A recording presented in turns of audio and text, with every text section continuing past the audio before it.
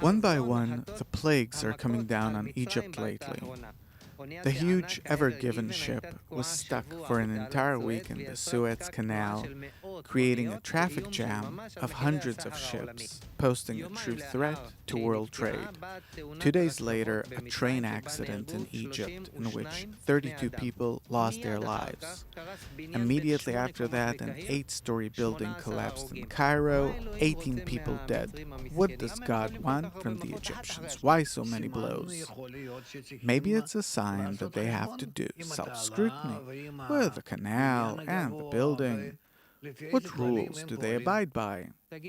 Look, if we look back into history, in ancient times, the Egyptian culture was actually the superpower of the ancient world.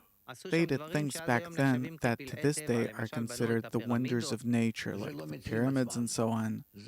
It wasn't the Egyptians themselves. It was a different civilization. It's not the same people living now in Egypt.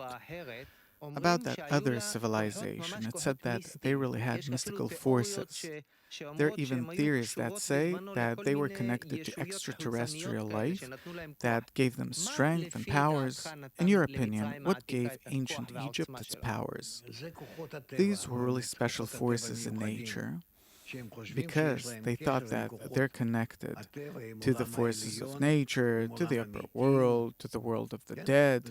This gave them lots of powers. But this is a phenomenon that really doesn't repeat itself anywhere.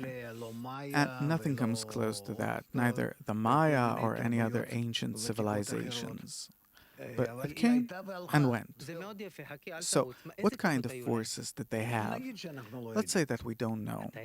But you do know, Dr. Laitman. Why get into that? They had the strongest forces that any superpower ever had in history? Yeah. They felt the essence of the black nature. What is the black nature? The opposite of life. The opposite of giving, of love. They were actually connected with and immersed in the world of the dead. What exists in the world of the dead? What? Look what they did. They embalmed bodies.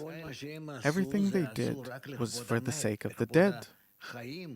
The way they saw it is that real life is after death. They knew something that today we don't understand. Yeah. They got energies from, how did you call it? The black nature? Yeah. Is there also a white nature? There's also a white nature. But it's not in our control, so let's leave it. Okay, what can give a country the forces to become a superpower? Only if it will rise above the ego. The Egyptians, they immersed in the ego, so much so that they were even able to preserve their dead bodies so they won't disintegrate. So what does it mean to rise above the force of the ego? The opposite. To do it while a person is still alive. To make a spiritual force out of him. What kind of force is that?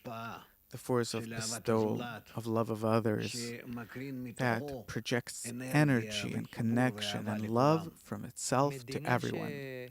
A country that will acquire such forces of love and giving, it will become the superpower of the world? Of course.